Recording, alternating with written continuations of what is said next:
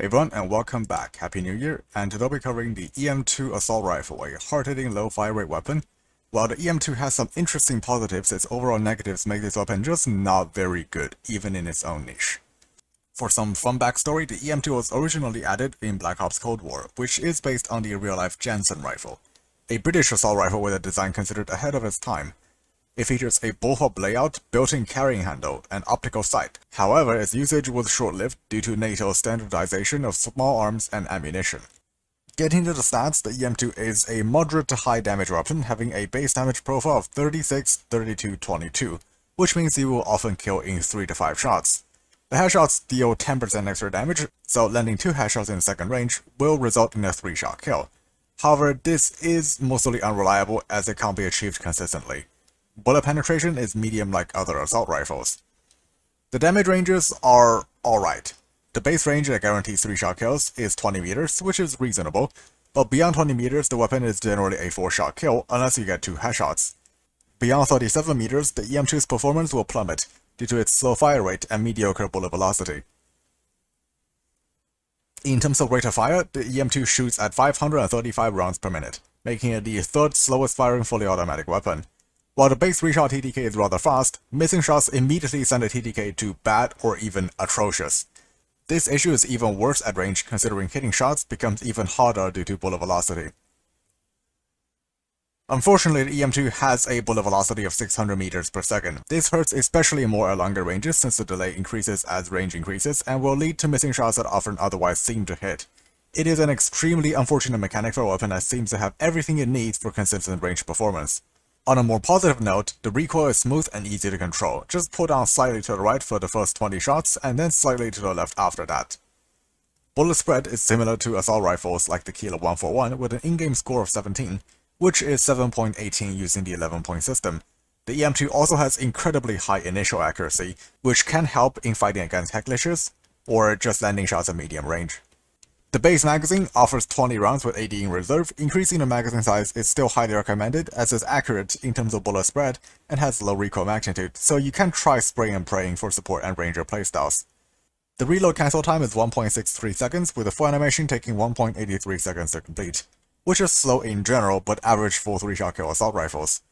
Drop time is quite slow at 267 milliseconds, and so is the raise time at 300 milliseconds.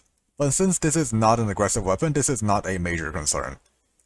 The base aim down sight time is 280 milliseconds, which is identical to that of the Man-O-War, ASM-10, and codm. In other words, slow overall, but standard for its class.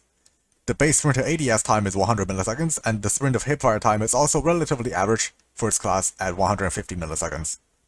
Movement speed is 4.62 meters per second, and sprinting speed is 6 meters per second, which is standard for main assault rifles. The strafing speed isn't anything special at 2.77 meters per second, which is very similar to the ASM-10.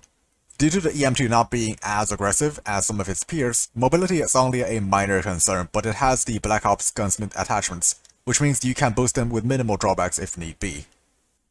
In terms of performance, the base EM2 seems incredibly inconsistent due to the fact that it has no negative body multipliers, great accuracy, and low recoil magnitude. However, the mobility and handling is too slow for close-range play, and its ability to compete at range is limited by the bullet velocity. Therefore, it'll start falling further behind as the distance of your gunfights increases. The EM2 struggles to find a niche it excels in, however we can at least alleviate the bullet velocity issue with the use of barrel attachments. So, barrels. The 23.5-inch ultralight barrel is mostly for handling, but it kills bullet velocity completely, and nerfs range by 25 and 20% respectively. Task Force barrel is rather interesting as it provides a 40% bullet velocity boost and a damage profile adjustment, boosting headshots to 1.2 times and the upper body to 1.1 times. Its downsides are a heavy 30% vertical and horizontal recoil nerf, but the base recoil is already really good, which means it's mostly tolerable. While the new multipliers make 3-shot kills up to 37 meters possible with just 1 headshot or 2 upper body shots, the bullet velocity boost is still rather weak. The recoil nerf adds even more range inconsistency, and works against the new multipliers, since you need accurate upper body grouping to take advantage of it. Finally, let's talk about the Ranger Barrel, which boosts damage range by 30% and nearly doubles bullet velocity with a 90% boost. While the mobility nerfs 15% aim down sight speed and 15% strafe hurt, the Ranger Barrel actually gives the EM2 a chance to work in its intended range. This is definitely the best choice for multiplayer. When it comes to muzzle attachments, the EM2 has an array of unique attachments, some of which are quite confusing. For instance, the RTC muzzle brake gives an almost invisible 4% vertical recoil reduction bonus instead of a usual -10%, as seen on the other weapons. We can say that this and most of the EM2's other muzzle devices are generally not worth using due to the horrible pro to con ratios. The only exception is, of course, the agency suppressor. It provides suppression, which is a strong benefit in general multiplayer, and also offers a 10% vertical recoil reduction.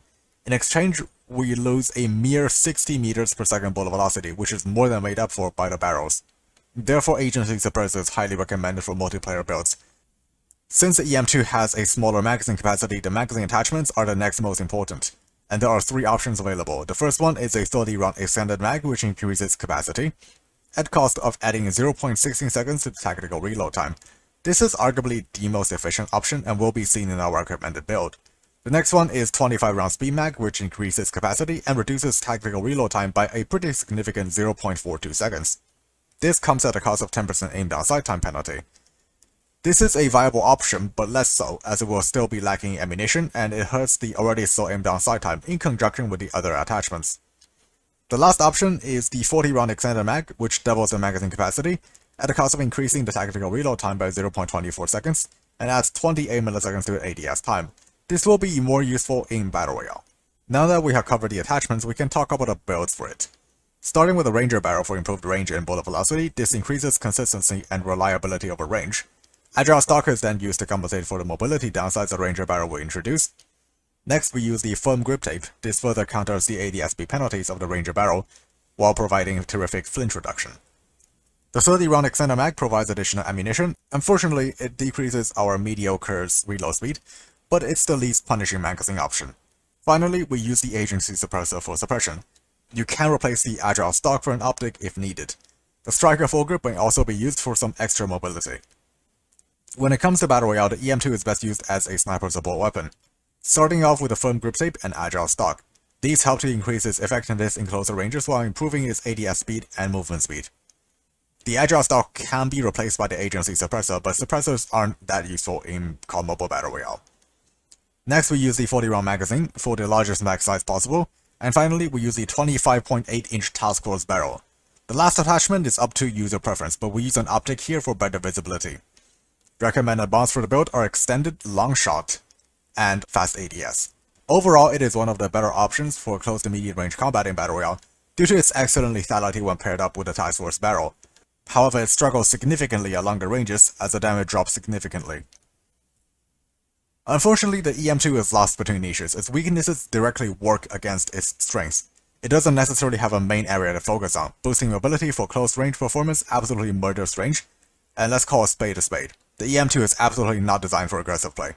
Boosting range, while more rational, does not overcome the bullet velocity mechanic entirely. Consistency is key for long range and slow fire rate weapons, and the EM2 lacks in that department. That will be all for today. Going Doc.